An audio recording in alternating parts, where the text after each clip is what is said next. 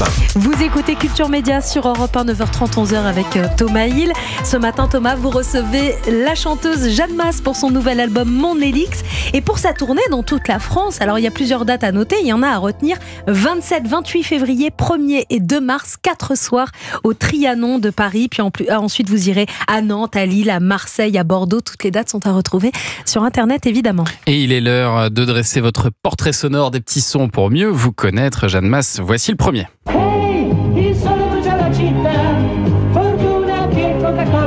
C'est récent. Est-ce que ça évoque des souvenirs, ça, Jeanne Mas? Oui, quand je travaillais à la télévision à Milan. Ouais. Oui. Et plus précisément? La e-clown. On était. C'est une pub.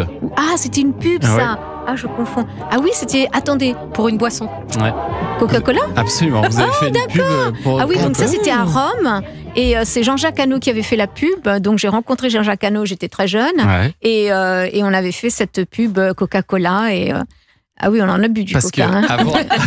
avant d'être chanteuse en France, vous avez été actrice aussi en Italie.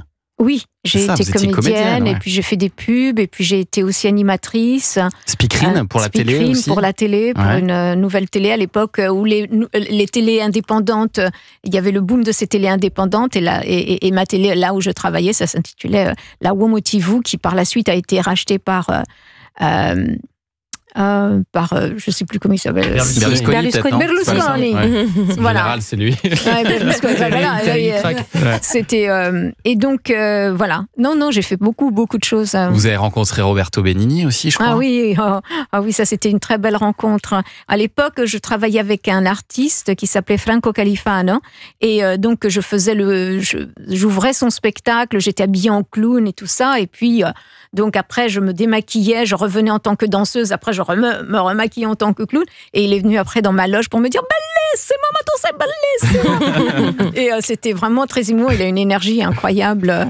Fantastique. Et puis alors enfin arrive l'opportunité de chanter, et toujours en 78, vous chantez ça.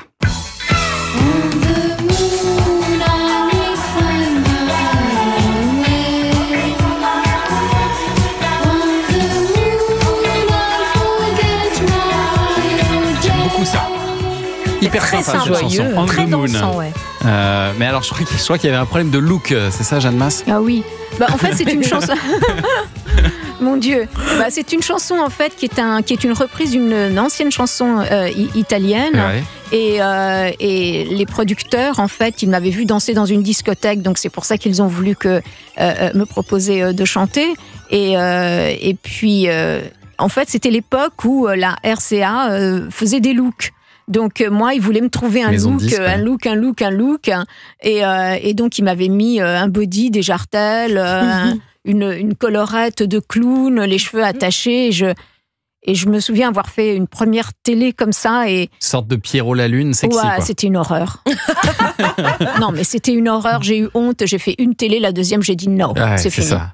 Et alors, entre 78 et 83, Jeanne Mas, vous faites plein de choses différentes, de la télé, du cinéma. Vous ouvrez même une crêperie, j'ai vu ça. Ouais, Vous ça avez- c'était vous avez quand fait des crêpes.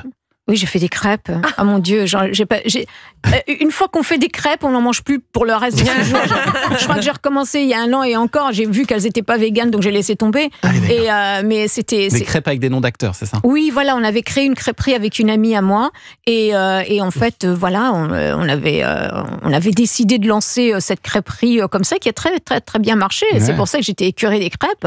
C'est parce que quand on en fait trop, et donc l'idée c'était d'avoir chaque crêpe avait un nom d'acteur. Donc il y avait la crêpe Brigitte Bardot, la crêpe Alain Delon, la crêpe Belmondo. Les Italiens adoraient ça, et donc il y avait celle qui était fromage et épinard, l'autre fromage Épinard, jambon. c'était Alain Delon, c'est ça? Ouais, c'est ça. Ah ouais, Épinard, je sais pas, c'était je Alain me Delon. souviens plus. qu'on a pour retrouvé. être On a honnête. retrouvé la carte du restaurant. Ah bon? Ah, et la champignon, c'était Jean-Paul Belmondo, et Ouais. 4 fromages pour Brigitte Bardot. Ouais.